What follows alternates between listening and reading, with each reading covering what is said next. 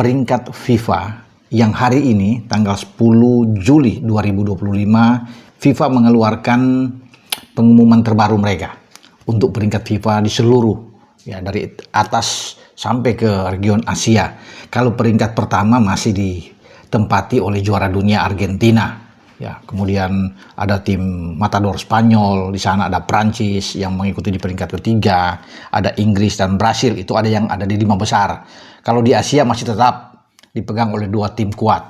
Siapa lagi kalau bukan Jepang dan Iran yang mendominasi. Walaupun secara keseluruhan juga kedua tim ini ada sedikit penurunan ya dengan 2 strip, tetapi tetap mereka sebagai penguasa di Asia. Nah, yang menarik kita bicara di Asia Tenggara. Wah, kalau di Asia Tenggara ini tidak ada satupun yang sekarang masuk ke 100 besar di peringkat FIFA. Ya, tadinya ada Thailand memang 99, tapi mereka merosot dengan ya 3 strip jadi ke 102, jadi keluar dari 100 besar. Itu mungkin kekalahan mereka di kualifikasi ya Piala Asia dari Turkmenistan. Walaupun mereka sempat menang melawan India, tapi kekalahan itu kan membuat mereka tuh keluar dari 100 besar. Kemudian ada juga Vietnam yang turun 4 strip bahkan. Dari 109 ke 113 mereka turun. Ini buntut juga kekalahan Vietnam atas Harimau Malaya dari Malaysia.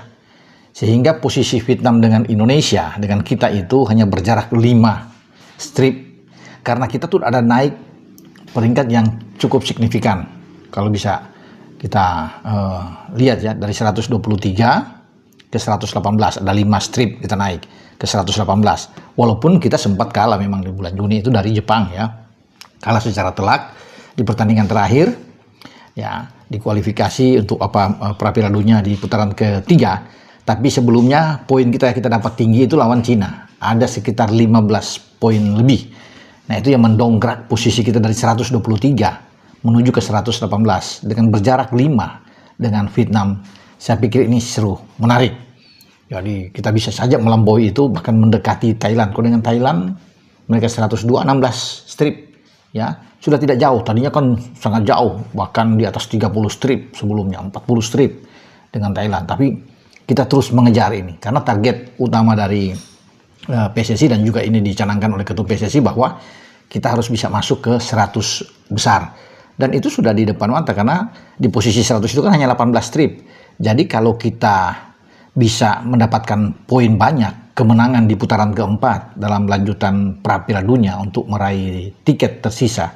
Jatah di putaran keempat itu kan ada 2 tiket. Setelah 6 tiket tuh diraih oleh tim-tim ya seperti Jepang, Australia, ya kemudian ada Oman, ada Korsel, bukan Oman maksudnya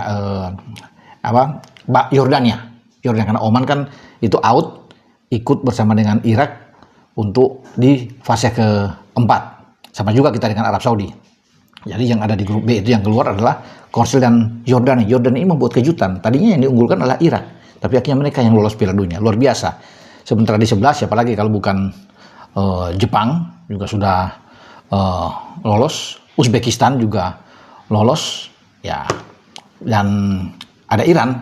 Kalau Jepang kan di kita dengan Australia, tapi ada Iran dan Uzbekistan di grup A, menyingkirkan Qatar dan Uni Emirat Arab keluar untuk ikut di putaran keempat. Nah, kalau kita nantinya dalam undian 17 Juli nanti di Kuala Lumpur itu mendapatkan hasil yang positif, hasil yang bagus, pasti peringkat kita akan naik karena semua yang kita peringkat paling rendah di putaran keempat. Tim yang paling rendah posisi kita ya, kalau dibandingkan dengan Qatar, Arab Saudi, Irak, Uni Emirat Arab, termasuk dengan Oman. Jadi siapapun lawan kita nantinya, kalau kita bisa menang katakan melawan Qatar atau menang melawan Irak, menang lawan Uni Emirat Arab, menang juga melawan Arab, kita akan naik terdongkrak. Jadi bukan tidak mungkin kita bisa melewati Vietnam. Vietnam itu tergerus mereka karena mereka kemarin di kualifikasi Piala Asia, Vietnam dilabrak oleh Malaysia kan dengan 4 gol itu tanpa balas. Makanya Malaysia juga naik. Ya, ada 6 strip kalau nggak salah mereka. Di 125 sekarang Malaysia. Ya, kalau kita di 118, Malaysia 125. Jadi hanya berjarak 7 strip dengan kita. Karena Malaysia itu tadinya di 131 Malaysia karena mereka mendapatkan poin-poin yang bagus termasuk mengalahkan Vietnam. Makanya mereka tuh naik. Ya, tapi yang yang menarik saya bilang katakan tadi, tidak ada satupun sekarang di luar 100 besar. Ya. Nah, bagi Indonesia dengan 118, ini mungkin saja menjadi prestasi terbaik ya dalam 19 tahun terakhir kita, walaupun kita sebenarnya pernah masuk di 100 besar dunia juga teman-teman ya. Tapi ini setelah kesininya, pasca juga kita di ban di 2015 bahkan ada sampai 2016, itu sangat melorot kita. Ya, bahkan ketika STY masuk itu di 180-an kalau nggak salah, baru dia tergerus ke sini. Dan setelah STY keluar kemudian masuk Patrick Kluivert juga bisa mendongkrak naik karena kita ada 2 kemenangan melawan Bahrain dan melawan Cina. Itu menjadi poin banyak juga buat kita, sehingga sekarang kita berada di posisi 118. Jadi semoga nantinya kita bisa mendapatkan hasil-hasil yang baik sehingga kita bisa menembus. Jadi bukan tidak mungkin ya, kalau kita menang lagi di FIFA Matchday nantinya di bulan September melawan Lebanon dan melawan Kuwait, pasti ada penaikan itu.